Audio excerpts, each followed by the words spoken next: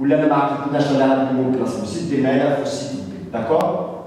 Mais ces lymphocytes B, ils vont produire les anticorps. D'accord? Et ils vont nous donner des lymphocytes d'autres qui ressemblent aux lymphocytes, mais qui ont la mémoire. Ils ont une mémoire, c'est ce qu'on les appelle les lymphocytes mémoire. Au cas où on va rencontrer le même antigène dans notre vie. Donc la réponse sera plus rapide, je vais le voir plus tard. Donc il va se différencier en lymphocytes producteurs d'anticorps circulant dans le sang et en lymphocytes mémoire. Et cette mémoire et ces anticorps, ils peuvent durer plusieurs années dans notre corps. Tout le monde est vacciné pendant les 5 premières années. Et après, il n'y a pas de vaccin ou bien il y a des rapports. On va le voir plus tard. Donc, ça en ce qui concerne l'intervention. Ce n'est pas le coronavirus. Toujours, c'est l'allergie à l'encre. Donc maintenant, ça en ce qui concerne l'immunité à médiateur chimique. Maintenant, dans certains cas, par exemple dans le cas des virus ou bien de certaines bactéries, les virus ils vont entrer à l'intérieur de la cellule. Par exemple, le virus de la grippe. Virus de la grippe ou bien du coronavirus.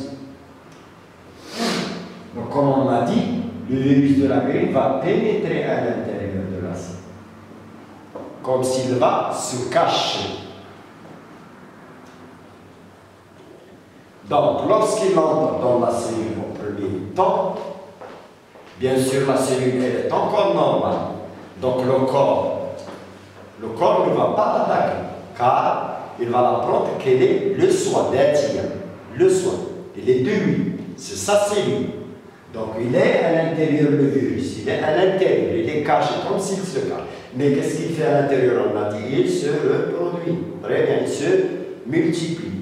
Donc, elle va attendre. Ici, il va se déclencher un autre système, une autre immunité. Donc, ici, les anticorps ne peuvent pas le reconnaître.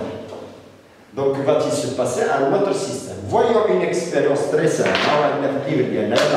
خذ الليفر ديالك فوت الصفحه باش نلقى هذيك الاكسبيريونس ديالنا. فوت لنا الصفحه 121 ولا 119 على حسب الليفر. داكور؟ ها هي الاكسبيريونس هنا. داكور؟ او بيان واخا ناخذ هذه شويه ولا خذوا كلكم السيغما. خذ السيغما ديالك. Sigma ديالك روح لنا لاباج 122 c'est une expérience بحال اللي شفناها قبيله حتى هذه تري امبورطونت خصك تعرفها ربما يطيحوها في الامتحان يعطيوك بحال هذا الشيء هذا داكور هي قدامك باينه كاين نوط هنا كتب هنا معليش كتب مع راسك تبع وكتب فوالا شوف هنا سي ليكسبيريونس جو لي ليكسبيريونس فوالا الفوق. Le médecin allemand Alfred Koch كان في عهد le 19e siècle 1830 le 19e siècle, d'accord? Alfred Koch, c'est un Allemand, a pu isoler la bactérie responsable de la tuberculose, la tuberculose, détresse des poumons, une vingtaine d'années plus tard, des chercheurs, Kalmet et Guerin, ont pu isoler l'anotoxine correspondant au vaccin BCJ. D'accord. Donc on a deux éléments. On a l'élément lourd, Alfred Koch. Qu'est-ce qu'il a fait sur Alfred Koch? Alfred Koch, il a découvert la bactérie responsable de la tuberculose, DSO. Cette bactérie, c'est un bacille. Voilà. Ou سماه على سميتو bacille de Koch, c'est un Allemand. L'arabien dit Koch, bacille enseignante Koch. Donc ça c'est le bacille de Koch. On le note en médecine, معروف بالBK. أي médecin, أي infirmier, هذا معروف بالBK, يقول bacille de Koch. هذا هو كامل، صافي؟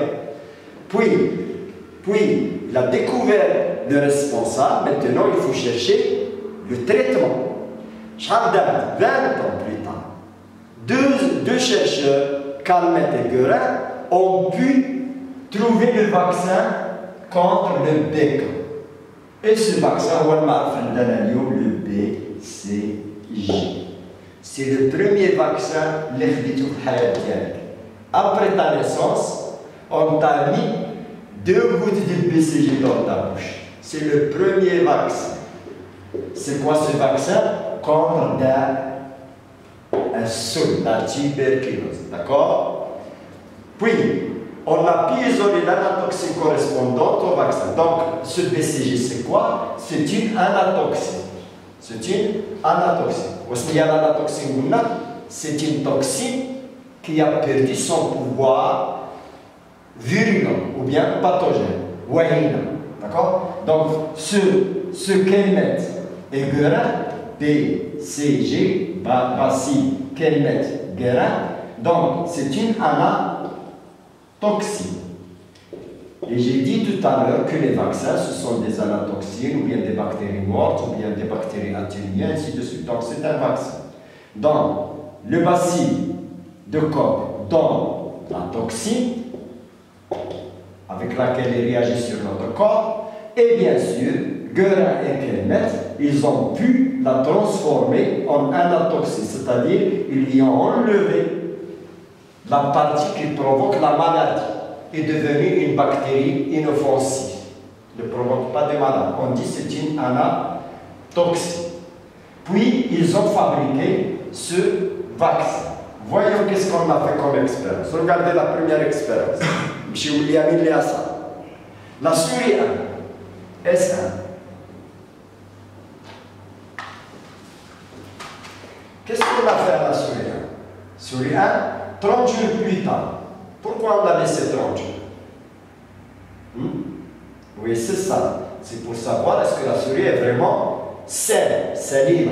Moi, je me fais hacher. Donc, il a 30 jours. Puis, lorsqu'on est sûr qu'elle est saine, on lui a injecté. Qu'est-ce qu'on a injecté là une fois? Le bacille de Koch, BK. On l'injecte. Que s'est-il passé à la souris? La mort. Donc, pourquoi la souris est-elle morte? Hein?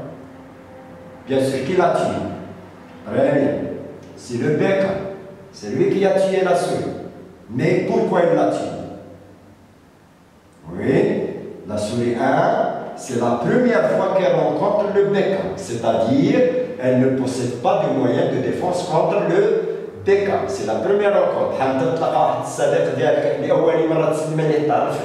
Donc ici, mais le BK a été plus rapide que la souris 1. Il ne lui a pas laissé le temps pour savoir qui est-il. Donc elle l'a tué. Elle a sécrété la toxine, elle l'a tué. D'accord? Donc ici, la souris 1 n'a pas pu lutter contre le BK. Ne contient pas ou bien n'a pas de moyens de défense. Voyons la souris S2. S2, on l'a injecté le BCG. BCG, c'est quoi?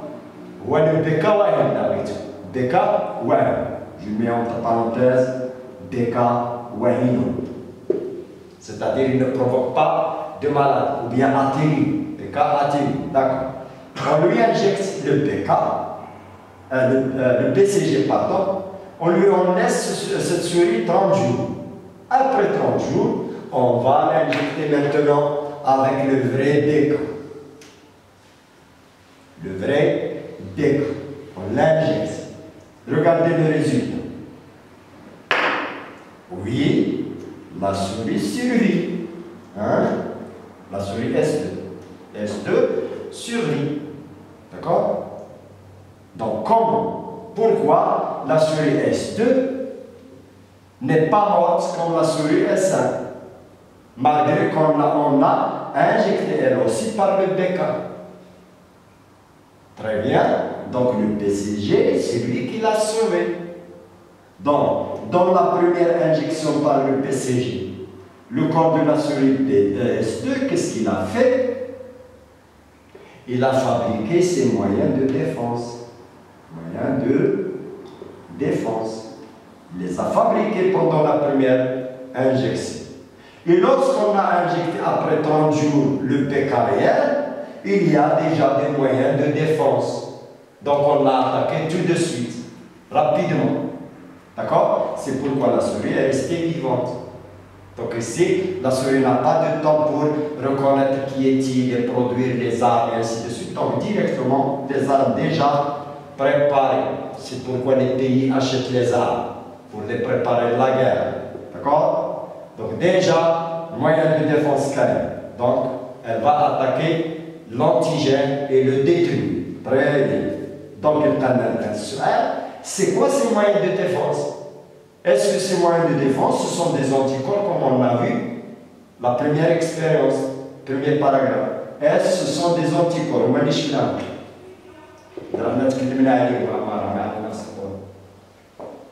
Donc on va voir si ce sont des anticorps. Donc qu'est-ce qu'on va faire? On va injecter le sérum. On a même dit des anticorps pour le sérum. Je vous l'expérience.